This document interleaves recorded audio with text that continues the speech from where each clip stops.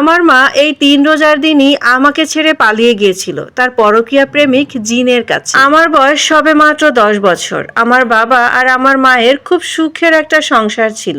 আমাদের পরিবারে শুধুমাত্র একটা লোক ছিল যে কিনা আমার মাকে একটু পছন্দ করতো না, সেটা হলো আমার দাদি। আমার মাকে তাড়ানোর জন্য বান মারা থেকে শুরু করে কুফরি কোনো কিছুই বাদ রাখেনি। কারণ একটাই, তার নিজেরই বোনের মেয়ে এলিনার সাথে আমার বাবার বিয়ে দিবে। তাই তো বান মেরে আমার মায়ের শরীরে বিভিন্ন প্রকারের জিন বেঁধে দেয়। তখন থেকেই আমার বাবা আর মায়ের জীবনের দাম্পত্য কলহ শুরু হয়। তাদের ভিতরে মারামারি। আমার মা আমার বাবাকে বেশ মারতো, যখন রেগে যেত তখন আমার বাবাও মারতো। এরকম ভাবে মারামারি কাটাকাটির ভিতর থেকেই বেশ কিছুদিন যাচ্ছিল। হঠাৎ করেই দেখতে পাই আমার মা দিনের বেলা সারা দিন ঘুমোয়, কিন্তু যখনই রাত হয় তখন সারা রাত কার সাথে যেন কথা বলে। একটা রুমের ভিতরে ঢুকে দরজা আটকে দিয়েই কার সাথে যেন কথা বলে। আমার মা আমার বাবাকে কাছে পর্যন্ত ঘেঁষতে দিত না। হঠাৎ করে একদিন আমার মা আমার বাবাকে বলে, এতদিন তুমি আমাকে কি ভালোবাসা দিয়েছো, একজনের ভালোবাসায় এখন পরিপূর্ণ আমি। ওদিক থেকে আমার দাদি সে তো মহা খুশি। আমার বাবাকে